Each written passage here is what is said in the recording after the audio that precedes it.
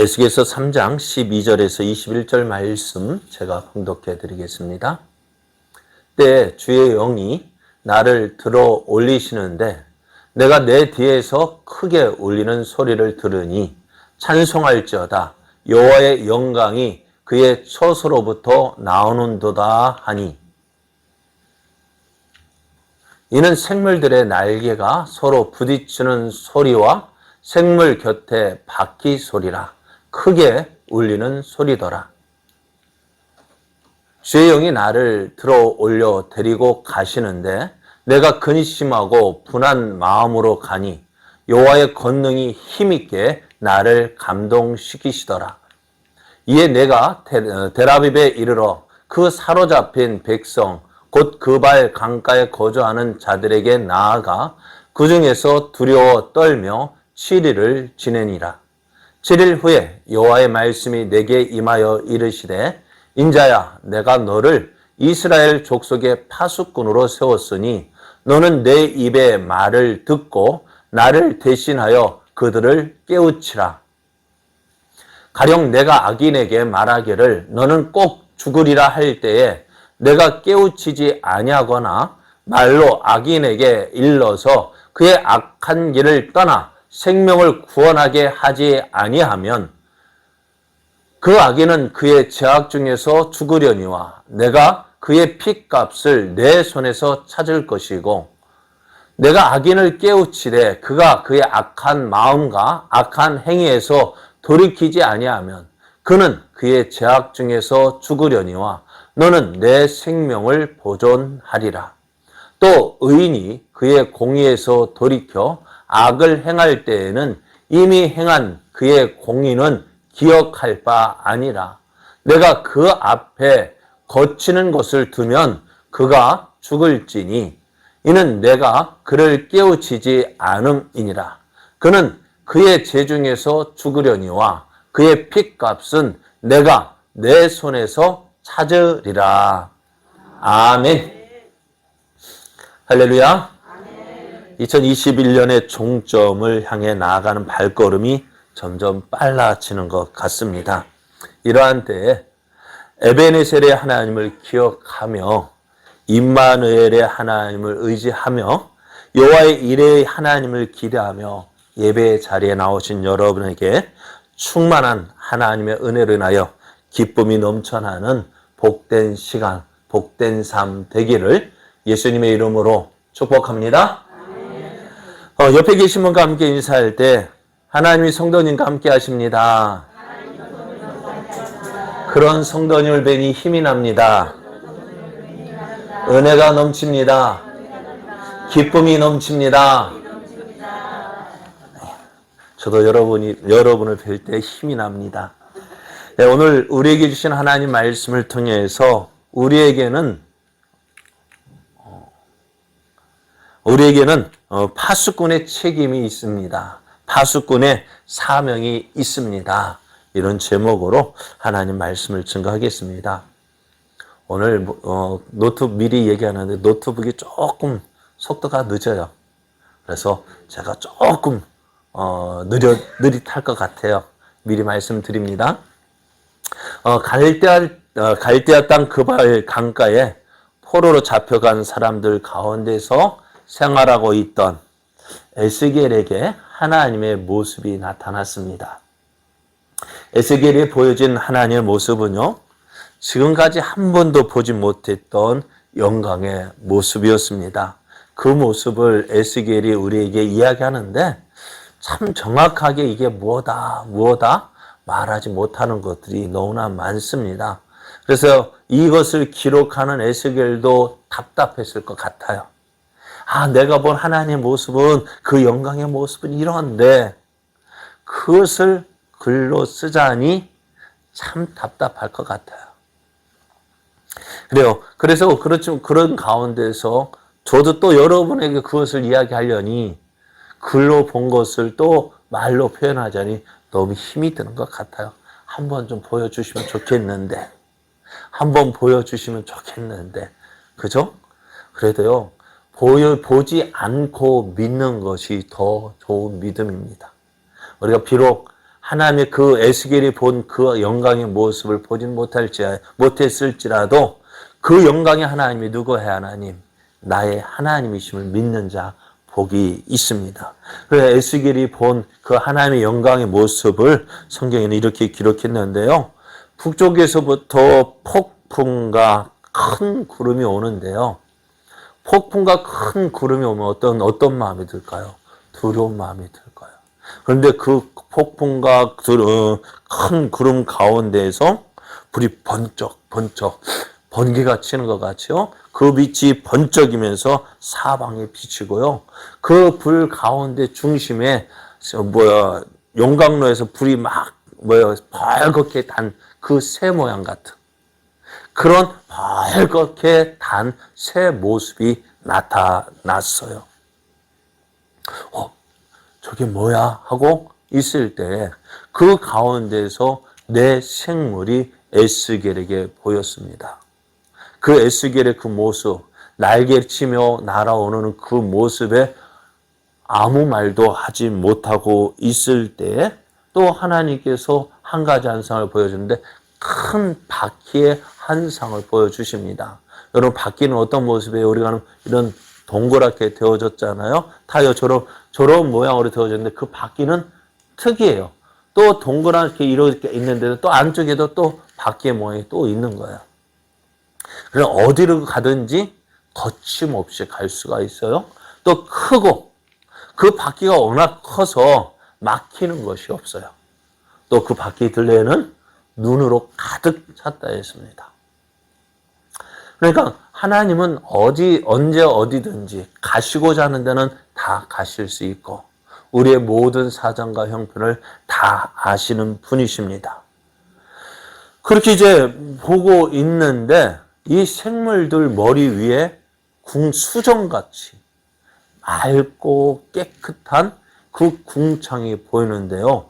이것을 보았을 때 에스겔이 두려운 마음이 들었다 했습니다. 그리고 그 궁창을 보고 있는데 그 궁창 밑에서 그 네 생물들이 날개치는 소리가 들리는데요. 그 소리가 얼마나 컸던지 많은 물소리와도 같고 또 전능자의 음성과도 같고 또 군대 소리 같았다 했습니다. 그래 날개치면 막 그렇게 큰 소리가 나는데요. 그 날개 소리가 갑자기 잠잠해졌어요. 보니까 그 궁창 위에 남보석 같은 보좌가 있는데 그 보좌에 사람의 모양과 같은 형상이 그 보좌에 앉아 계시는데 앞에서 말씀드렸던 그 단새 모양 벌겋게 달아오는 그 새 모양의 그 형상이 그곳에 앉아 계시는 거예요. 그 빛이 사방에 퍼지는데요. 그 모양이 비 오는 날에 무지개 같았다 했습니다. 에스겔이 이 영광을 보았습니다. 이것이 에스겔이 본 그 영광의 모습인데요. 그런데 그 앞에 뭐가 있다고요? 내 생물들이 날개치며 하나님을 찬송하라, 하나님을 찬송하라는 그 날개짓하는 그 소리가요, 갑자기 잠잠해졌어요. 그 큰 군대 소리도요, 이 소리 앞에 잠잠해졌어요. 어떤 소리요?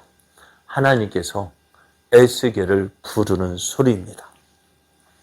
하나님께서 에스겔은 그 하나님의 영광을 직접 보지 않았어요. 그 단지 내 생물들 또 바퀴의 모습에서 그것이 압도되어져서 그 자리에 엎드려질 수밖에 없었어요. 자, 그러면은 하나님의 영광은 어떠할까요? 그 내 생물들의 모습만으로도 야 하고 그 자리에 엎드려질 정도라면은 하나님의 영광은 어떨까요? 그 하나님의 영광에 압도되어서 에스겔은 그 자리에서 엎드릴 수밖에 없었습니다. 하나님 엎드려 있는 에스겔을 향하여 말씀합니다. 에스겔을 일으켜 세웁니다. 그리고 에스겔에게 너는 그 에스겔을 이스라엘 자손에게 보냈다고 하시는데요. 그럼 에스겔이 가야 할 이스라엘, 이스라엘의 어떤 모습이었는지 하나님께서 에스겔에게 이렇게 말씀합니다. 내게 이르시되 인자야, 내가 너를 이스라엘 자손 곧 패역한 백성 나를 배반하는 자에게 보내노라. 그들과 그 조상들이 내게 범죄하여 오늘까지 이르렀나니 이 자손은 얼굴이 뻔뻔하고 마음이 굳은 자니라. 내가 너를 그들에게 보내노니 너는 그들에게 이르기를 주 여호와의 말씀이 이러하시다 하라 라고 말씀하시는 거예요. 이스라엘이 어떤 민족입니까? 하나님의 택한 백성이잖아요. 아브라함의 후손들이잖아요. 그들은 또한 하나님 말씀, 율법을 가지고 있잖아요. 또 그들에게는, 그들의 육신에는 그 언약의 증거, 할례가 있잖아요. 그래서 이 유대인들이요, 이 이스라엘이 어떻게 해요? 우리는 하나님의 선민이야, 아브라함의 자손이야, 우리에게 하나님의 말씀이 있어, 약속의 증거, 할례가 있어 하면서요, 그 주위 사람을 얼마나 얕잡아 봤습니까? 얼마나 무시했습니까? 저 할례 받지 못한 것들이 감히, 그것이 누구도요, 17살짜리 꼬마도 그런 이야기 하는 거예요. 누구에게요? 다윗이 골리앗에게 하는 말 들어보십시오. 저 할례 받지 못한 백성이 감히 살아계신 하나님의 군대를 모욕하였습니다. 그 17살짜리 꼬마도 내가 누군지 알아? 할례 받은 백성이야. 얼마나 자부심이 대단해. 얼마나 이 자부심이 대단하던지. 그런데 그 이스라엘 백성이 지금 어떤 모습이라고요? 네? 어떻다고요? 패역한 족속이고 배반하는 자들이라고 이야기합니다. 그들은 얼굴이 어떻다고요? 뻔뻔하고 마음이 굳은 자라고 말씀합니다. 이스라엘이 하나님의 영광을 택함을 받았습니다. 그런데 하나님의 영광을 받은 그 이스라엘이 지금 어떻다고요? 하나님의 영광을 가리고 있다고요. 이런 모습을 신약에서는 바울이 이렇게 이야기를 합니다. 로마서 2장 17절에서 24절을 보면은요. 유대인이라 불리는 내가 율법을 의지하며 하나님을 자랑하며 율법의 교훈을 받아 하나님의 뜻을 알고 지극히 선한 것을 분간하며 맹인의 길을 인도하는 자여 어둠에 있는 자의 빛이요 율법에 있는 지식과 진리의 모본을 가진 자로서 어리석은 자의 교사요 어린 아이의 선생이라고 스스로 믿으니. 그래요. 지금 이스라엘 모습, 바울이 말하는 이스라엘 모습이 이 모습이 맞아요. 율법을 의지하고 하나님을 자랑하고 율법의 교훈을 받아서 하나님의 뜻을 알고 선한 것을 분간하고 맹인의 길을 인도하고 어둠에 있는 자의 빛이요 율법에 있는 지식과 진리의 모본을 가진 자로서 어리석은 자의 교사요 어린 아이의 선생이 되어야 했습니다. 그것이 이스라엘의 모습이에요. 그런데 지금은 어떻다고요? 지금은 어떻게 하느냐? 다른 사람을 가르치는 내가 내 자신은 가르치지 아니하느냐? 다른 사람이 율법을 가르치면서 자신은 그 율법을 배우려 하지 않아요. 그러면서 도둑질하지 말라 선포하는 네가 도둑질하고 있지 않느냐? 간음하지 말라 말하는 네가 간음하고 있지 않느냐? 우상을 가증히 여기는 네가 신전 물건을 도둑질하고 있지 않느냐는 거예요. 계속해서 말씀을 보면은요, 율법을 자랑하는 내가 율법을 범함으로 하나님을 욕되게 하느냐? 기록된 바와 같이 하나님의 이름이 너희 때문에 이방인 중에서 모독을 받는도다 했습니다. 하나님의 영광을 나타내야 될 그 이스라엘 백성이 어떻게 한다고요? 하나님의 영광 가리고 있다고요. 차라리 모른 척 하면 될 거야. 아무 말 하지 않으면 될 건데 내가 누군지 알아? 누구예요? 내가 유대인이야. 하나님 말씀 받은 자야. 율법을 받은 그렇게 말은 하면서 어떻다고요? 그들은 그렇게 살지 않는다고요. 이런 모습이 누구의 모습일까요? 오늘 우리들의 모습 아닌가요? 하나님의 영광을 위해서 산다고 말을 하면서, 하나님의 택함을 받았다고 말하면서, 하나님의 뜻을 이루는 삶을 산다고 말하면서 돌이켜보면 누구를 위해서 살고 있습니까? 말은 번지르르하게 하나님의 영광을 위해서 살고 하나님의 나라를 위해서 살지만 돌아보면은 어떻게 자기 영광, 자기 욕심 채우기 위해서 누구를 이용하는 거예요? 하나님을 이용해서. 내 욕심 채우기 위해서 누구를요? 하나님을 이용하는 거 아니에요. 그것이 우리들의 모습 아닙니까? 그런 모습으로 사니까는요, 밖의 사람들도 어떻게 하면 교회를 이용할까? 다는 안 그렇습니다만은, 선거철만 되면 어떻게 해요? 한 번 다 교회 안 나오던 사람이 교회 나와서 나 교회 다닙니다. 라고 말을 해요. 뭐 하기 위해서요? 나 좀 찍어주세요. 자기 이익을 위해서 누굴 이용하려고 해요? 하나님 이용하려고 해요. 저는 그래요. 정치인들의 모습은 어쩔 수 없다고 생각해요. 왜? 저들은 뭐 먹고 사는 사람이에요? 표를 먹고 사는 사람이기 때문에 어쩔 수 없다 하지만, 그러나 진정한 믿음이라면은 그것까지도 맡겨야 되지 않을까요? 제가 아는 어느 분은 그래요. 자기 지역구는 저쪽 구요래요. 예? 물 건너편인데 교회는 물 건너 이쪽에 있어요. 어디 가야 표가 많이 나올까요? 그래 이야기했대요. 야, 너 교회만 옮기면 될 건데. 그러니까 이 사람이 하는 말, 그럴 거면 안 합니다. 그 말 듣고요. 야, 그 사람이 우리 이쪽에서 있다면 내가 찍어주고 싶은데 이쪽이 아니라서 못 찍어줘요. 그래. 내 욕심을 위해서 누굴 이용해요? 하나님 이용해요. 그것이 우리들의 모습 아닌가요? 솔직하게. 그래서 저번에 제가 종종 말씀드리잖아요. 신앙이 무엇이, 신앙생활이라는 게 뭐냐고요. 내 뜻에 하나님을 맞추는 것이 신앙생활이 아니라 내 뜻을 누구에게 맞추는 거예요? 하나님께 맞추는 거예요. 내 생각, 내 고집, 내 모든 거 다 내려놓고 나를 통해서 하나님의 뜻이 이루어지게 하여 주옵소서. 그게 바로 예수님의 겟세마네 동산의 기도 아닙니까? 아버지 할만하시거든 이 잔을 내게서 옮겨 주시옵소서. 그러나 내 원대로 마시옵고 아버지 원대로 되어지길 원하나이다. 그것이 예수님의 그 간절한 기도였잖아요. 예수님의 소원은 뭐예요? 이 십자가 벗어나고 싶은 거예요. 그러나 내 욕심대로 내가 원하는 대로 살지 않고 하나님, 나는 하나님이 원하는 대로 하겠습니다. 내 솔직한 마음은 십자가 지지 않는 것이 예수님의 속마음이지만, 그러나 하나님이 원하신다면 나는 어떻다고요?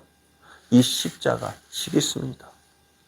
그것이 바로 예수님이 보여주신 참된 믿음의 모습이에요. 하나님을 믿는 자의 모습이에요. 그런데 과연 이 모습으로 따라가는, 하나님을 믿고 따르는 사람이 얼마나 있을까요? 하나님을 믿는다 하는데 뭘 믿는 거예요? 내가 원하는 대로 해주는 것을 믿지. 그죠? 하나님이 내가 해주는 대로 내가 원하는 거 해주십시오. 그것만 믿지. 그러니까 안 해주면 어떻게 돼요? 하나님, 또 다른 하나님 찾는 거예요. 내가 원하는 대로 해주는 그 하나님을 찾는 거예요. 그렇게 자꾸 찾아다 보니까요. 어떻게 돼요? 여기도 이 하나님도 아니고 저 하나님도 아니고 어떤 하나님이어야 돼요?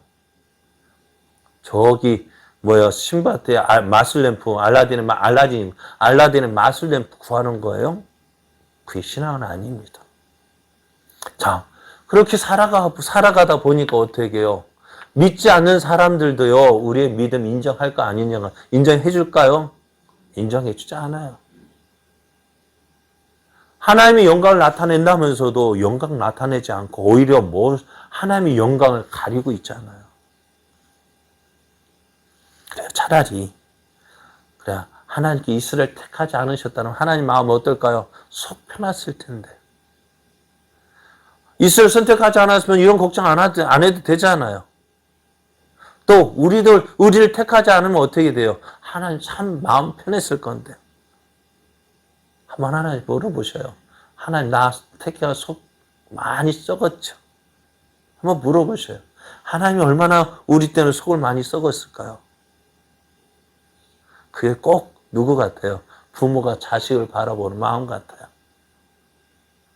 자식은 자식대로 산다고 하는데 어때요? 말 안 듣잖아. 그러면서 맨날 엄마가 해준 것이 뭔데? 그 얘기만 하지. 해준 것 기억 안 하고 해주지 못한 것.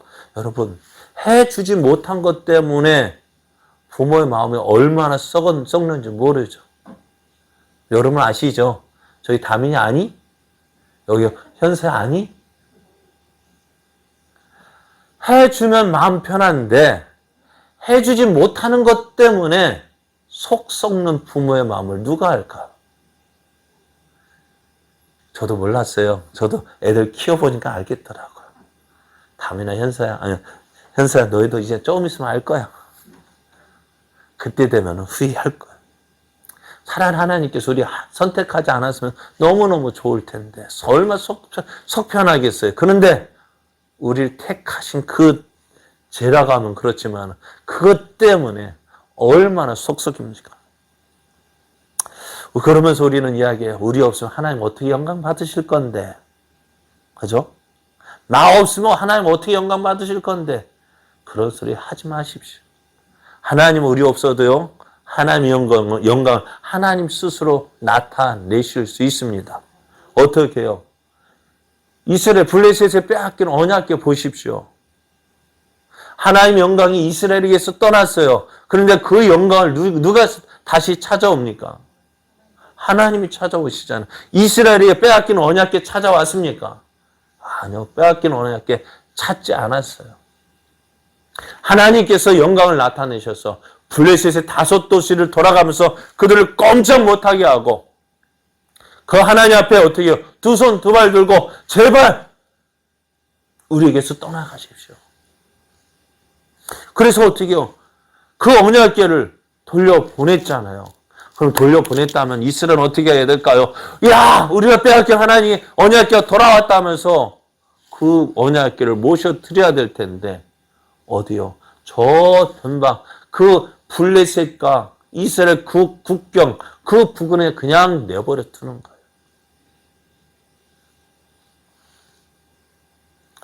그것이 우리들의 모습이었습니다. 그래, 오늘 우리는 자만해서는 안 돼요. 교만해서는 안 돼요. 우리는 하나님 앞에서 겸손해야 돼요. 왜요? 하나님 나 없어도요. 하나님 영광 충분히 드러내실 수 있는데 뭐 하라고요? 너 가자. 일은 누가 하시고? 하나님이 하시고 영광은 예? 우리도 받다 누리게 하시는 거예요. 어이구야. 하나님의 자녀네. 모든 일 다 하나님이 하시고 나는 그 하나님이 함께한 것 그것 때문에 우리도 영광 나타내게 하시는 거예요. 그러면 우리가 무엇을 해야 돼요? 교만한 마음을 버려야 됩니다. 교만하면 어떻게 해요? 하나님께 패역한 자가 되어집니다. 이스라엘도 하나님 앞에서 교만한 자가 되었습니다. 그래서 하나님께서 하나님의 복을 받은 자였던 그들을 뭐라고 이야기하느냐? 패역한 족속이다라고 이야기합니다. 배반하는 자라고 이야기합니다. 얼굴이 뻔뻔하고 마음이 굳은 자라고 하십니다.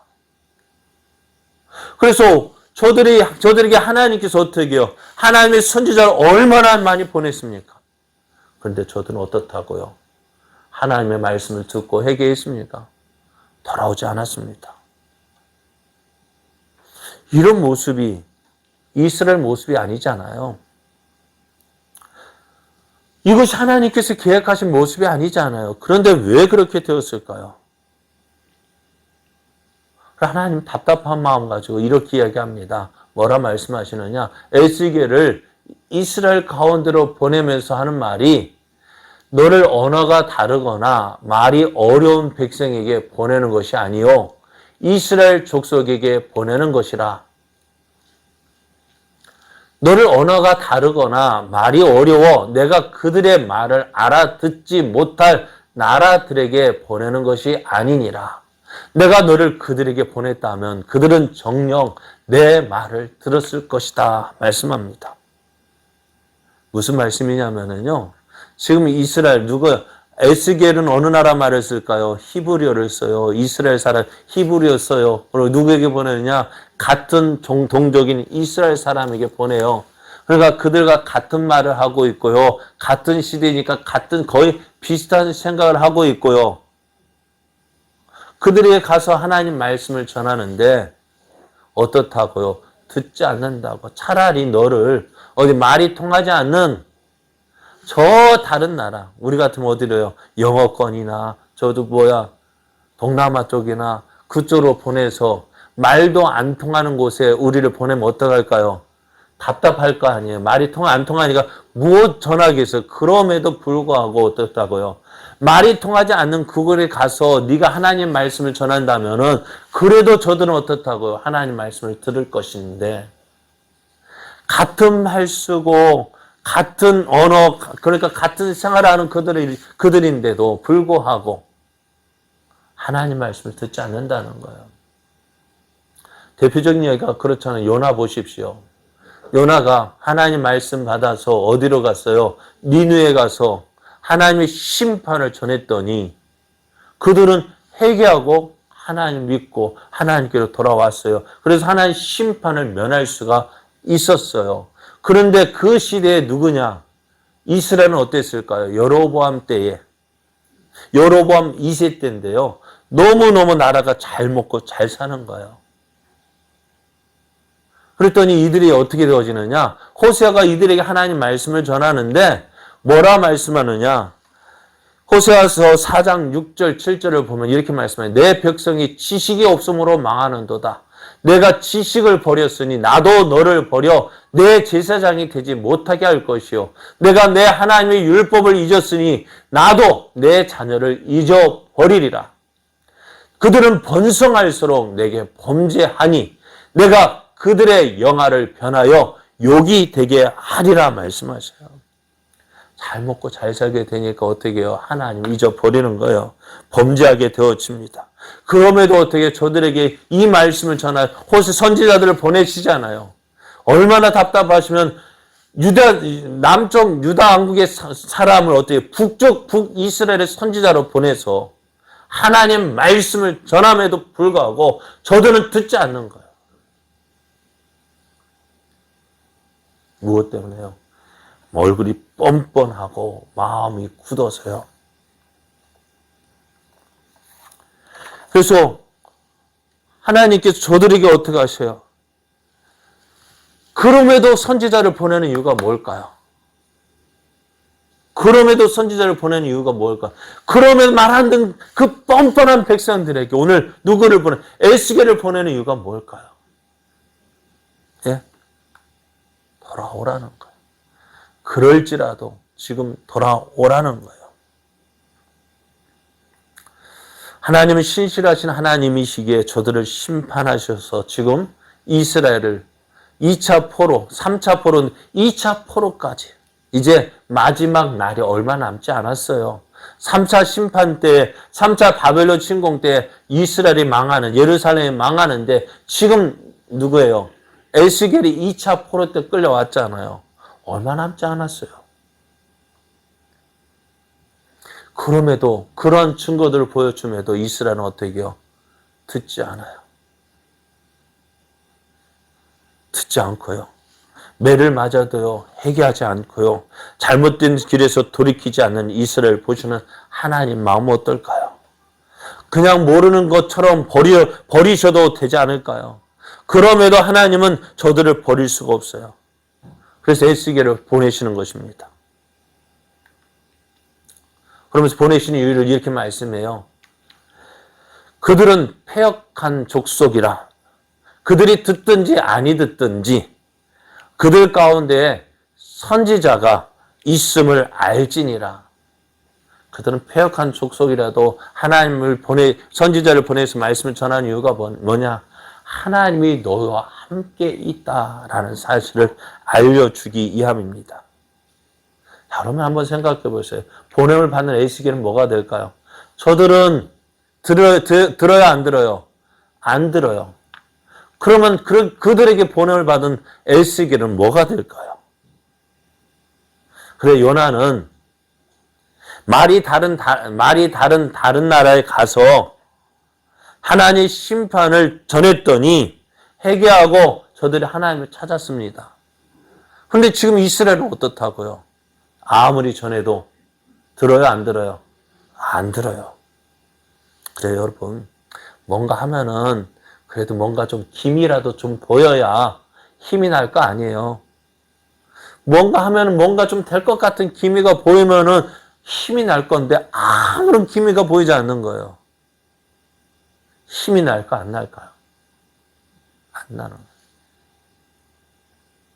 우리도 그런 것 같아요. 그래서 어떻게 몇 번 하다가 에이 그만 듣지. 포기할 것 같은데 에스겔은 포기하지 않아요. 왜 그럴까요? 저희도 우리가 붕어빵을 구운 지도 이제 6년 다 돼 가는데요.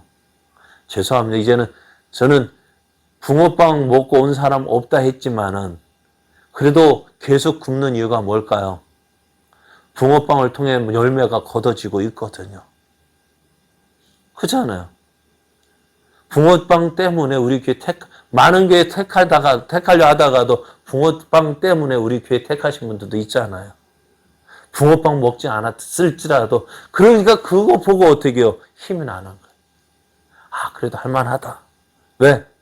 하나님께서 그렇게 좀 먹고 오는 사람 없다 할지라도 붕어빵 영향으로 오잖아요.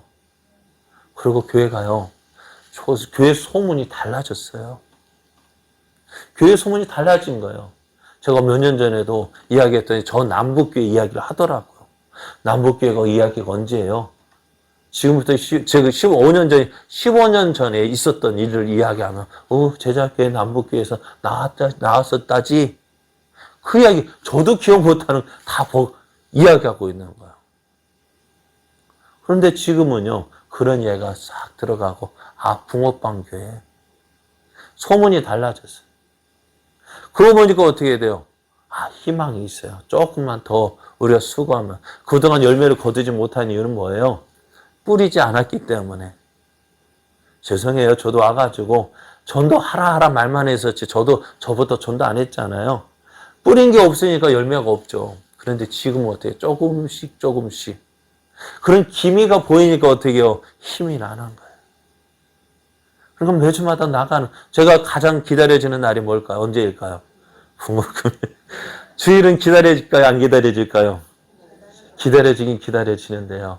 설교 준비하니까 때로는 힘들어가지고, 뭐만. 이러면 안 되는데, 그죠? 그래요. 주일도 여러분 만나는 날이 기다려지고, 붕어빵 굽는 날이 기다려지고요. 왜? 열매가 그래도 뭔가 좀 보이는데. 그런데 에스겔은 어떻다고요? 아무런 열매가 보이지 않는 거예요. 몇 번 하다 말겠지. 그렇게 생각 들 텐데, 에스겔이 어떻게 돼요? 하나님의 부르심과 보내심을 거역하지 못하는 이유가 있어요. 뭘까요? 네? 무엇일까요? 에스겔을 부르실 때 하나님 어떻게 부르셨어요? 그냥 에스겔 너 와 한 것이 아니잖아요. 무엇을 보여주셨어요? 하나님의 영광의 모습을 보여주셨잖아요. 그 영광의 모습을 보니까 나를 부르신 하나님 어떤 분이에요? 그 영광의 하나님이에요. 그 영광의 하나님이 나를 부르셨으니 어떻게 해요? 어떻게 할까요? 포기할 수 있을까 없을까요? 없어요. 그래서 저도 여기에 제 이야기를 하면 좀 그런데요. 제가 목사가 안수받은 지 이제 내년 조금 있으면 20년 돼가요. 그 목사 되기 전까지 얼마나 고민했는지 몰라요. 고등학교 때 신학하겠습니다. 목사 되겠다고 소원했는데 이제는 고등학교 졸업하고 돈을 버는 재미가 있어가지고요. 돈 조금 버니까 재미가 있더라고요. 하나님, 꼭 목사가 되어, 신학하고 목사가 되어야만 주의 일 하는 겁니까? 안 하면 안 됩니까? 하고 조금 하나냐고 버티고 있었더니요. 전에 연탄가스 먹고 죽을 뻔하고. 또 군대 가서 이제는 좀 편안해지니까 또 그 생각 드는 거예요. 하나님 꼭 신학해야 합니까? 그랬더니 내 앞에서 간질병자가 쓰러져가지고 꼼짝 잘못하면 꼭 거기 갈 거 구타했다 해가지고 저기 영창 가고 그럴 것 같아. 거기는 하나님 말씀에 가겠습니다 하고요.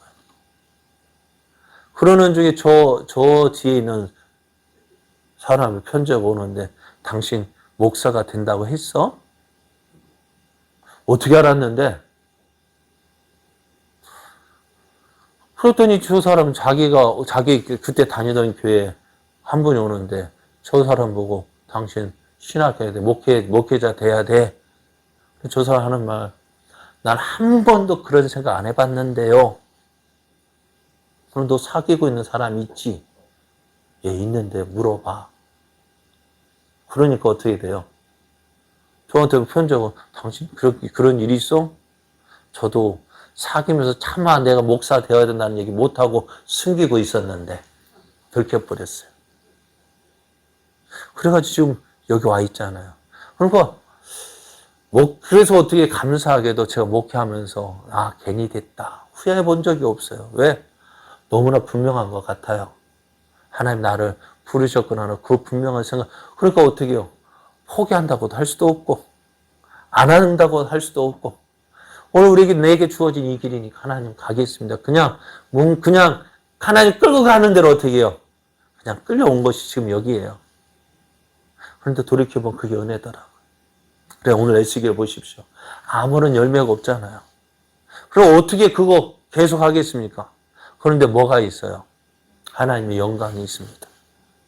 하나님 자기를 부르실 때 보여주신 그 하나님의 영광. 그 하나님의 영광이기 때문에 어떻게 해요? 꼼짝 못하는 거예요. 그 부르심에 순종하며 나아갑니다. 그렇게 부르심을 받아서 이제 하겠습니다 나왔는데 어떻다고요? 집에 돌아왔어요. 자기가 살고 있는 델아비브에 돌아와서 가만히 부르심 받을 때는 그 영광이 가득, 영광 때문에 어떻게 해요? 거역할 수 없는데 이제 집에 돌아와서 보니까 누구 있어요? 주변에 누가 있어요? 하나님께서 말씀하신 패역한 족속, 배반하는 자손들, 얼굴 뻔뻔한 그들이 누구예요? 그때 자기 곁에 있는 걸 봐요.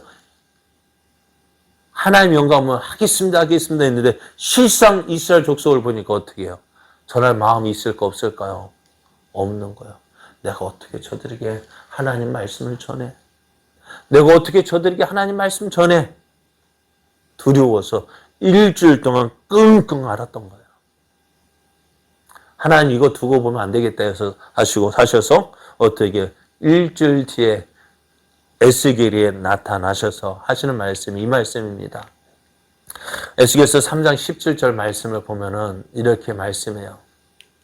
인자야, 내가 너를 이스라엘 족속의 파수꾼으로 세웠으니 너는 내 입의 말을 듣고 나를 대신하여 그들을 깨우치라 했습니다.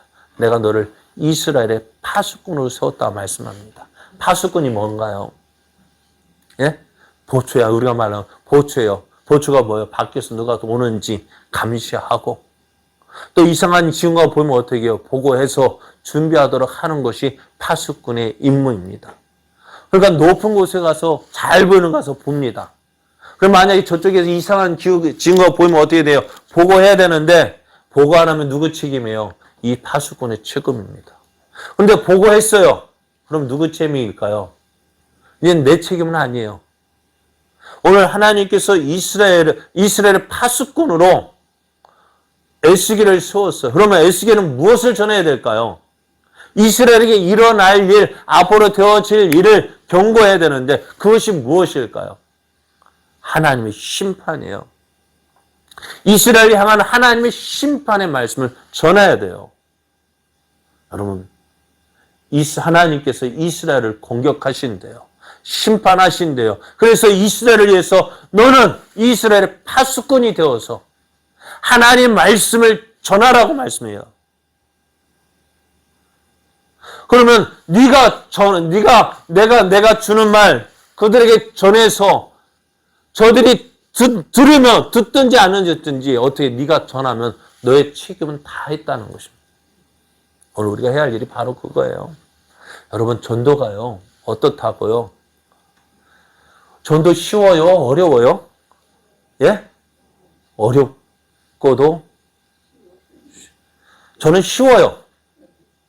어려운 이유가 뭐냐? 내가 데리고 올려오니까 어려운 거예요. 예? 내가 씨 뿌리고 어떻게 그 열매까지 거두려니까 힘든 거예요. 우리가 해야 될 일은 뭐예요? 바울이 얘기했잖아. 바울은 뭐 했다고? 심고 아볼로는 물을 주었다 했잖아요. 자라나게 하시는 이는 누구예요? 하나님이에요. 내가 심고 물 주고 자라나게 해서 열매까지 거두려니까 힘든 거예요. 나는 뿌리면 돼요. 그 뒤에 책임은 누구예요? 누가 져요? 하나님 알아서 하시도록 하고 나는 에스겔이 가서 해야 될 일이 뭐예요? 듣든지 아니 듣든지 너는 하나님 말씀 전하래요. 그 뒤에는 누가 한다고요? 하나님 하신다고요. 겁낼 것도 없고 두려워할 것도 없고 너는 너의 할 일 뭐예요? 하나님 심판의 말씀은 전하면 된대요. 오늘 우리도요. 이 사명, 에스겔이 주신 그 사명이 있어요. 너가 전해야 될 사람에게 내 말을 전하지 아니하므로 그가 하나님 심판을 받게 된다면 그 책임은 누가 지는 거예요? 내가 지는 거예요. 왜? 내가 전해야 되는데 전하지 않았기 때문에요. 그런데 내가 어떻게 해요? 전했어요. 그러면 그가 내 말 듣지 않고 돌이키지 않으면 그 책임은 누가 지는 거예요? 그 사람이 지는 거예요. 또 하나 중요한 말씀이 있어요. 뭐냐면은 내가 예수님 믿었는데 지금까지 잘 믿었다고 해서 안심하지 마십시오. 신앙생활은 과거가 중요한 것이 아니라 지금 현재가 중요한 거예요. 오늘 내가 예수님 믿고 하나님 의지하느냐는 거예요. 이 믿음이 계속 가게 되면 그게 은혜가 되어져 상급이 되어지는데 어제까지 믿고 오늘 주님 오시면 나 몰라요 하고 하면 어떻게 될까요? 오늘 우리의 신앙은 계속 되어져야 됩니다. 자, 오늘 우리도 어떻게 돼요? 우리도 어떨까요? 에스겔과 같은 환상을 보셨습니까? 여러분 에스겔 같은 환상 보셨어요? 뭐 봤어요? 안 봤어요? 그러니까 어떨까요? 나는 안전해도 되겠죠. 근데 오늘 우리가 하나님은 우리에게 이미 놀라운 은혜 주셨거든요. 어떤 은혜요? 여러분 성령 받으셨어요? 성령 받으셨습니까? 어떻게 알아요? 예? 이 자리에 계신 성령님, 그 증거가 뭐예요? 내가 성령 받았다는 증거가 뭐예요? 예? 자, 성경을 보면은 내가 성령 받은 증거가 뭐냐? 어떤 은사 받은 것이, 은사가 나타나는 것이 성령 받은 증거 아니에요. 그건 선물로 줬기 때문에 주에서 받을 사람 주고 안 받을 사람도 있는 거예요. 누구에게나 다 똑같이, 은사 다 똑같이 주는 게 아니에요. 필요에 따라서 주는 건데, 죄송합니다. 은사 많이 받은 사람이 왜 그 사람 그거 안 주면 어떻게 돼요? 하나님 못 믿을 것 같아요. 선물로 이거 믿고 잘 믿으라고요. 왜? 그 증거 없으면 믿음이 바로 오래가지 못하니. 이거 받고 너 하나님 살아계심 체험하고 너 나를 증거하라고 주신 거예요. 그런데 그거 가지고 교만하면 어떻게 될까요? 자, 그러면은 내가 성령 받은 증거가 뭘까요? 자, 로마서 8장 14절에서 16절 말씀에 보면은 무릇 하나님의 영으로 인도함을 받는 사람 뭐예요? 하나님의 영으로 성령의 인도함을 받는 사람은 누구라고요? 하나님의 아들이라고요.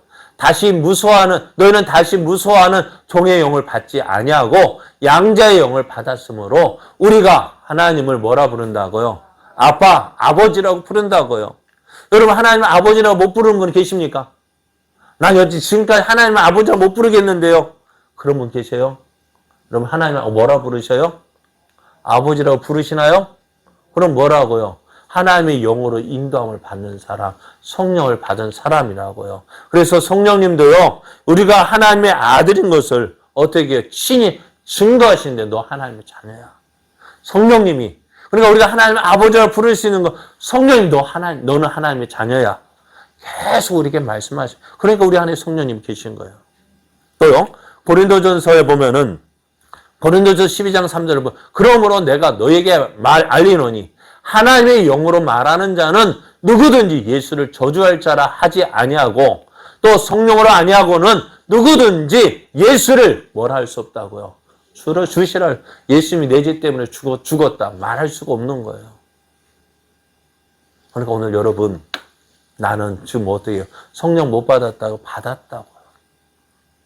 그럼 이제 우리는 어떻게 될까? 이 놀라운 은혜를 받았다고요. 그러니까 우리가 해야 할 일은 뭐냐? 이 파수꾼의 책임을 같이 지는 거예요. 내게 받은 은혜 어떻게 나타내는 거예요. 전하는 거예요. 듣든지 아니 듣든지 우리의 책임은 뭐예요? 전하는 거고요. 듣고 안 듣고의 책임은 이제는 누구에게 지는 거예요? 저 사람들이 지는 거예요. 우리는 무엇을 보여요? 하나님의 계심을, 하나님의 살아계심을 나타내는 거예요. 여러분, 전도해야 될까요? 말아야 될까요? 해야 됩니다. 열매 없는데도요? 해야 돼요? 안 해야 돼요? 왜요? 열매는 누가 거두는 거예요? 하나님은. 그럼 우리는 뭐 하는 거예요? 씨 뿌리는 거. 뿌리는 책임. 안 뿌리고 열매 거두려면 뭐예요? 도둑놈이죠. 여러분, 그 도둑놈. 그러니까 우리 교회가 부흥되려면 어떻게 될까요? 부흥되게 해주시오. 부흥되게 해주시오. 뭐 가지고 부흥될까요? 뿌려요. 하나님 뿌려라. 그래야 열매 거두게 해주시죠. 오늘 우리는 어떻게 해요?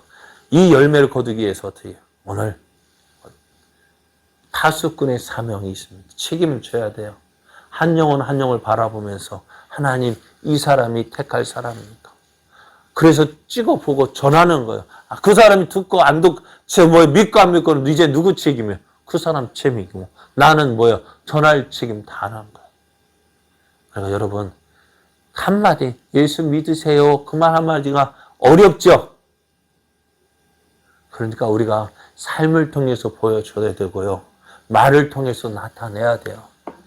그러므로 어떻게 해요? 그것이 우리들의 감당할 책임입니다. 자요. 하나님은 우리를 사랑하셔서 예수를 보내주셨습니다.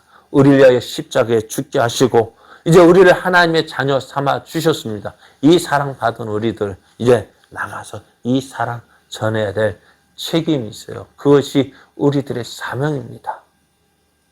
이 사명 가지고 에스겔에게 주셨던 그 사명 가지고 나간 것처럼 우리도 이 사명 가지고 나아가는 자. 그래서 하나님 기뻐하시는 열매를 맺어 하나님께 영광 돌리는 저와 여러분 되어지기를 예수님의 이름으로 축복합니다.